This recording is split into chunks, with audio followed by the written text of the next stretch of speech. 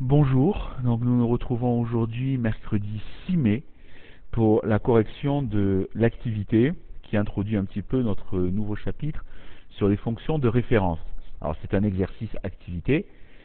Donc effectivement depuis le confinement le 13 mai nous n'avons pas fait réellement de nouveaux chapitres. On travaillait toujours sur le chapitre sur les identités remarquables que nous avions fait ensemble en classe. Maintenant on va devoir avancer quand même. Donc voilà l'introduction à notre nouveau chapitre. Donc cette introduction elle s'appuie sur des éléments de troisième que vous connaissez, que sont les fonctions affines. Donc on vous dit la facturation d'une course en taxi est calculée de la façon suivante. 14 € à la prise en charge du client, c'est-à-dire pour que le chauffeur mette la valise dans le coffre et puis que mette la voiture à disposition du client. Et ensuite, on ajoute 50 centimes par kilomètre parcouru. Bien, alors déterminer le prix d'une course de 7 km. Eh bien, le prix d'une course de 7 km, il y a la prise en charge, 14 €, plus 50 centimes par kilomètre, donc 50 centimes fois 7. Voilà, ce qui nous donne un coût total de 17,5, soit 17,50 €. Voilà. Deuxièmement, donc on vous donne plusieurs distances. Si le client parcourt 1 km, 3 km, 6 km, 8 km et 10 km, on vous demande de compléter à chaque fois. Donc vous faites la même opération en remplaçant 7 par 1, 3, 6, 8 ou 10. Donc ça nous donne pour 1 km 14,50 €. Pour 3 km, eh bien, j'ajoute 1,50 €, ça va faire 15,50 €. Pour 6 km, ça va nous donner 17 €. Pour 8 km, 18 €. Et pour 10 km, 19 €. Voilà.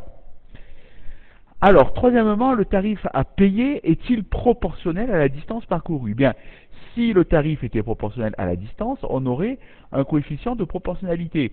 C'est-à-dire qu'en faisant 18 sur 8, on trouverait de la même chose que 19 sur 10, par exemple, ou que 14,5 sur 1. Alors, si on calcule, par exemple, 18 sur 8, ça nous donne 2,25. Ça veut dire que dans le cas où il fait 8 km, ça lui coûte 2,25 € par kilomètre. Par contre, s'il fait 10 km, on fait 19 sur 10, ça fait 1,90 € du kilomètre. Donc, je n'ai pas le même coefficient de proportionnalité qui permet de passer de la distance au tarif. Donc, ça n'est pas proportionnel. Le tarif n'est pas proportionnel à la distance. Si ça avait été proportionnel, ça aurait été une fonction linéaire. Ici, ça n'est pas le cas. En revanche, on va voir qu'il y a quand même une proportionnalité, mais qui se cache ailleurs. Donc, regardons le quatrièmement. Alors, je réponds quand même à la question. Le tarif, alors vous pouvez faire une phrase, moi j'écrirai pas forcément tout, n'est pas proportionnel à la distance. Voilà.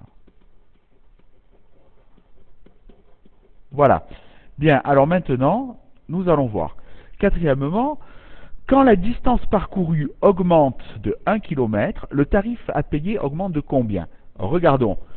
Quand j'augmente d'1 km, puisque la prise en charge c'est 14 €, et que le kilomètre je le paye 50 centimes en plus. Ça veut dire que effectivement le tarif à payer augmentera de 50 centimes quand on augmente la course d'1 km. Puisqu'on va faire 14 € plus 50 centimes, 0,5 fois le nombre de kilomètres. Maintenant, quand la distance parcourue augmente de 2 km, je vois très bien ici, quand je passe de 6 à 8, j'augmente d'1 €. Quand je passe de 8 à 10, j'augmente le tarif à payer d'1 €. Je passe de 18 à 19. Donc quand j'augmente de 2 km, j'augmente le tarif de 2 fois 0,5, c'est-à-dire 1 €. Quand la distance parcourue augmente de 5 km, eh bien le tarif augmentera de 5 fois 0,5, ce qui nous donne 2,50 €. Et enfin, quand la distance parcourue augmente de x km, si je fais x km en plus, eh bien je vais payer en plus x fois 0,5, c'est-à-dire 0,5x. Donc je vois que le tarif n'est pas proportionnel à la distance, mais par contre, l'accroissement du tarif est proportionnel à l'accroissement de la distance. C'est-à-dire que si j'accrois la distance de 2 km, j'augmente le tarif d'1 €. Si j'augmente la distance de 4 km, j'accroirai le tarif de 2 €. etc. Donc il y a une proportionnalité dans les accroissements. Cette proportionnalité dans les accroissements, c'est la caractéristique d'une fonction affine. Hein. Voilà, donc on note x la distance parcourue et f la fonction qui, en fonction de x, associera le tarif à payer au chauffeur.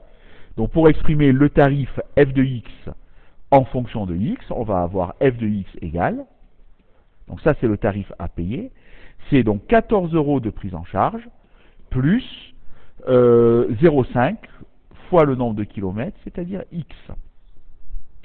Voilà, alors, vous avez appris que ce qui va multiplier la variable, c'est ce qu'on appelle le coefficient directeur de votre fonction affine, et 14, c'est ce qu'on appelle l'ordonnée à l'origine. Nous verrons ça dans le cours.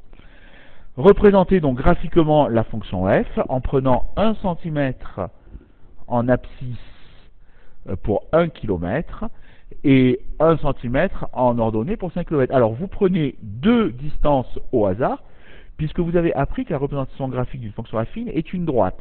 D'accord? Donc il suffit d'avoir 2 points.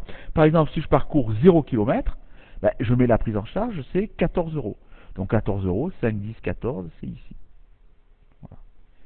Et enfin, je peux m'aider du tableau ou de ce que je veux. Je peux prendre 1, 2, 3, 4, alors 5, ben, j'ai 8. Voilà, j'ai 8 dans mon tableau. On a vu que pour 8 km, ça nous coûtait 18 €.